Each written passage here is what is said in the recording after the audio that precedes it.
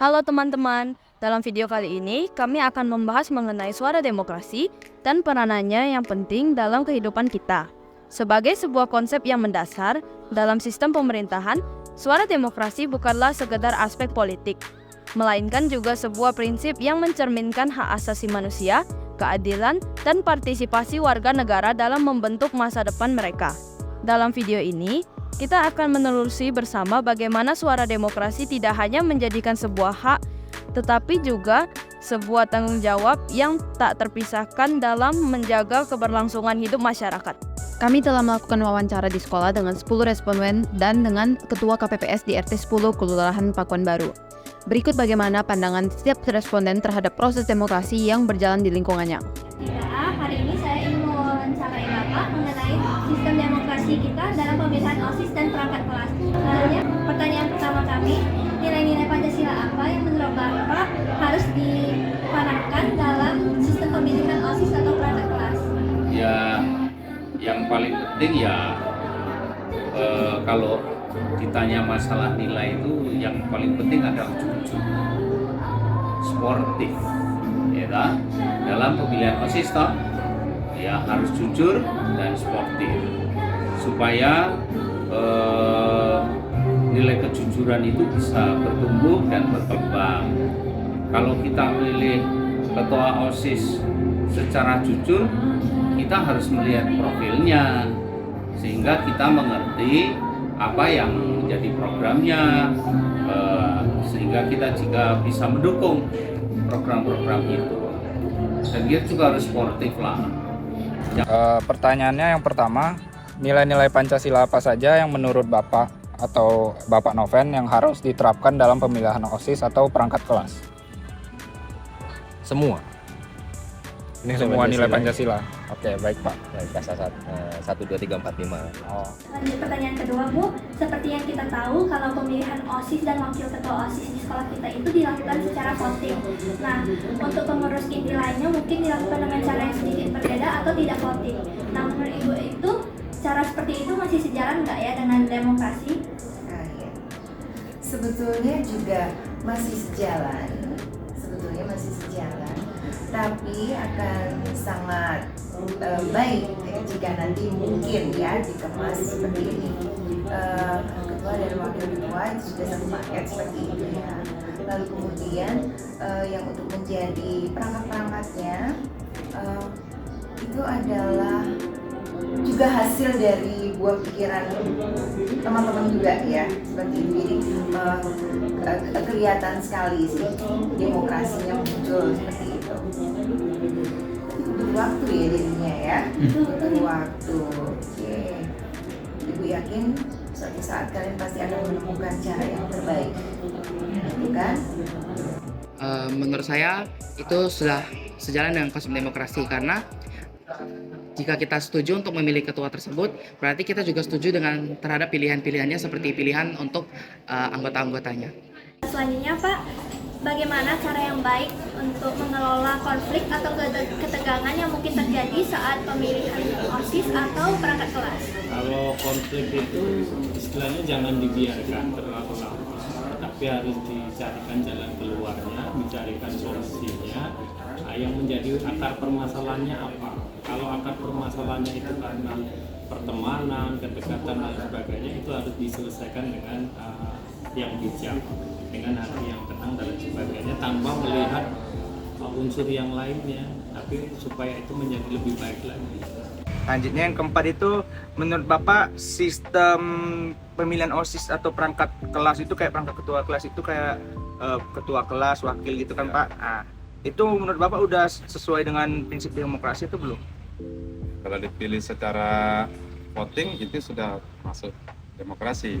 Berarti tergantung cara milih. Tergantung cara memilihnya. Selanjutnya, apakah dengan adanya sistem pemilihan OSIS atau perangkat kelas dapat meningkatkan konsep dan rasa demokrasi dalam diri siswa? Tentunya hal tersebut bisa meningkatkan rasa demokrasi yang ada di dalam diri siswa, karena kita dilatih untuk menghargai setiap pilihan orang dan tidak memaksakan kehendak orang lain. Kita menjunjung nilai kebebasan untuk berpendapat, yaitu dengan siswa bebas untuk memilih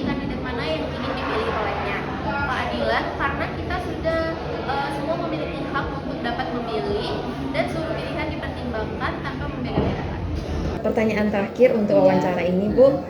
Bagaimana mekanisme pemilihan OSIS atau perangkat kelas itu mencerminkan prinsip-prinsip demokrasi itu, seperti kebebasan berpendapat dan keadilan? Ya, asalkan pemilihan itu tidak dalam tanda petik dipaksakan, itu sesuai dengan pilihan sendiri. Nah, itu sudah cerminan dari demokrasi yang sesungguhnya. Tetapi kalau pemilihan besok Pak harus milih aku ya, berarti itu tidak mencerminkan demokrasi. Itu sangat mencerminkan karena setiap siswa itu bebas untuk memilih pendapat dan apa yang dia mau. Selamat pagi Pak. Perkenalkan, sebelumnya saya Iren Caroline dari kelas 12 F3A kelompok 2 dari sekolah SMA Saprius 1. Sebelumnya kami ingin mewawancarai Bapak mengenai proses demokrasi yang berjalan selama Bapak menjadi ketua KPPS. Pertanyaan yang pertama, apa yang akan dilakukan jika terdapat salah satu anggota KPPS yang tertangkap melakukan kecurangan? Ya, kalau itu nanti kan melalui dari KPU kecamatan nanti kan diambil tindakan. Ya, Pak. Ya, itu tindakannya berupa hukuman penjara maksimal 5 tahun. Ya, mudah-mudahan lah selama ini kan anggota saya tidak ada yang melakukan kecurangan kayak gitu. Karena sudah dari arahan sudah dari saya, kan kita harus jujur, adil, dan damai, aman gitu. Selanjutnya Pak, apakah ketua beserta anggota KPPS merupakan orang yang sama untuk pemilu pada 5 tahun mendatang? Jadi 5 tahun ke depan tuh bakal sama lagi nggak anggotanya? Enggak juga. Bisa berbeda. Ya bisa berbeda. Bisa nanti orang lain atau saya tidak ketua lagi gitu, bisa jadi. Ya. Selanjutnya, apakah anggota KPPS juga memiliki hak suara, Bapak? Boleh nyoblos juga kah? Boleh. Oh, boleh ya Pak. Boleh. Setiap warga RT 10 baik itu ketua maupun anggota KPPS berhak. Asal ada namanya terdapat di dalam DPT, daftar pemilih tetap gitu. Ya. Selanjutnya Pak, berapa lama waktu yang Anda alokasikan dalam mengerjakan pekerjaan ini? Jadi Bapak dari awal jadi ketua sampai selesai pemilu ini berapa lama sih? Ya, lebih kurang 1 bulan. 1 bulan ya Pak? Ya.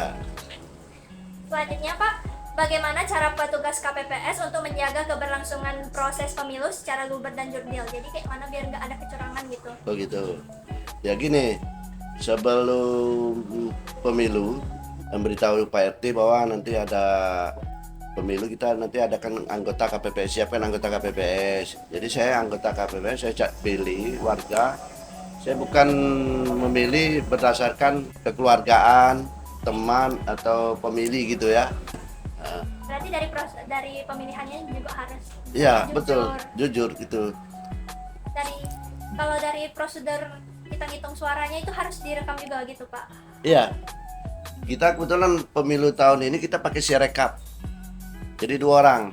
Sirekap itulah yang mengedit hasil pleno yang besar sama hasil pleno yang kecil.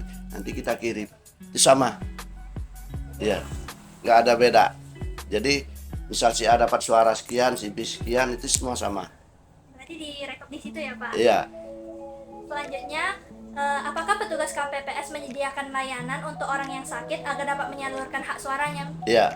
Jadi misalnya Kayak ada yang sakit, iya, kita datangkan ke rumah. Kita datang ke rumah, dia nggak bisa ke tempat TPS, tapi kita ketua, salah satu anggota sudah tuh saksi sama pengawas, kita datangin ke rumah. Gitu. Pertanyaan ke-7 Pak, apakah ada langkah khusus dari petugas KPPS untuk meningkatkan rasa demokrasi masyarakat sekitar agar tidak golput biar mau milih gitu Pak? Oh gitu, ya memang setiap ketua KPPS atau RT memang menganjurkan setiap warga itu kan harus memilih. Ya, tapi kita tergantung warganya. Sebab undangan kita sudah kasih. Undangan untuk memilih kan kita kasih. Jadi 3 hari sebelum hari H, undangan kita kasih, sekalian suruh bawa ke TP. Jadi gunakan hak suaramu dengan benar, gitu aja. Kalau sudah kayak misalnya biar mereka lebih mau gitu, jadi setelah memilih tuh dikasih apa gitu, ada kayak gitu? Enggak Pak. Enggak ada dikasih. Selanjutnya Pak, bagaimana cara petugas KPPS menangani kemungkinan terjadinya situasi konflik atau ketidakpuasan dari pemilih atau pihak lainnya? Gitu.